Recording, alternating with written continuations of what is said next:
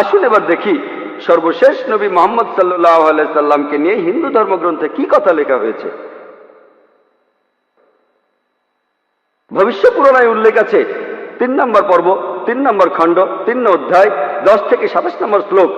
বলা হয়েছে যে ম্লেচ্ছরা তারা আরবের ভূমিকে অপবিত্র করেছে, আর্য ধর্মকে সেখানে খুঁজে পাওয়া যায় না। এখানে কিছু শত্রু ছিল যারা অতীতে পরাজিত হয়েছে, কিন্তু এখন আরো শক্তিশালী শত্রু উপস্থিত হয়েছে। আমি একজন মানুষকে পাঠাবো যার নাম হবে মুহাম্মদ সাল্লাল্লাহু আলাইহি সাল্লাম। তিনি এই শত্রুদের ধ্বংস করবেন আর মানুষকে সুপথে পরিচালিত করবেন। হে ভোজ রাজা, তুমি কখনোই সেখানে যাবে না যেখানে পিশাচদের রাজত্ব, কারণ আমি আমার করুণা দিয়ে তোমাদের হৃদয়কে পবিত্র করব। তখন দেবদূতের মতো একজন মানুষ তিনি রাজার সামনে আসলেন আর বললেন, হে রাজা, আমাকে এখানে পাঠিয়েছেন ঈশ্বর পরমাত্মা। আর্য ধর্ম পৃথিবীতে বিরাজ করবে, যে ধর্মটা সত্য দ্বীনুল হক সেটা পৃথিবীতে বজায় থাকবে। আমাকে এখানে পাঠিয়েছেন ঈশ্বর পরমাত্মা, যাতে মাংসভোজীদের বিশ্বাসকে প্রতিষ্ঠা করা যায়।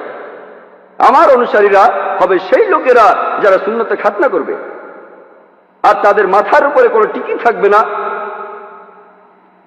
তারা একটা বিপ্লব তৈরি করবে, তারা মুখে দাড়ি রাখবে, তারা প্রার্থনার জন্য আহ্বান করবে, বিধিসম্মত সব খাবারই খাবে, তবে তারা শূকরের মাংস খাবে না।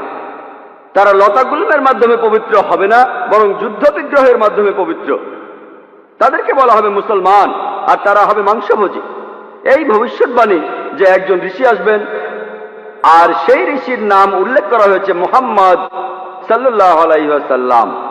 আর বলা আছে তিনি মানুষ জাতিকে সঠিক পথে পরিচালিত করবেন। আমরা জানি মুহাম্মদ সাল্লাল্লাহু আলাইহি ওয়াসাল্লাম আরবদের পথ দেখিয়েছেন। সে সময়কে বলা হতো আয়ামে জাহেলিয়া, অর্থাৎ বিশৃঙ্খলার যুগ। তিনি তাদের আলো সন্ধান দিয়েছেন। আর বলা হয়েছে তার অনুসারীদের খাতনা করা থাকবে। মুসলমানরা খাতনা দেয়, তাদের মাথায় কোনো টিকি থাকবে না, মাথার পেছনে কোনো লেজ থাকবে না, মুসলমানদেরও থাকে না। তাদের মুখে দাড়ি থাকবে, মুসলমানরাও দাড়ি রাখে। তারা একটা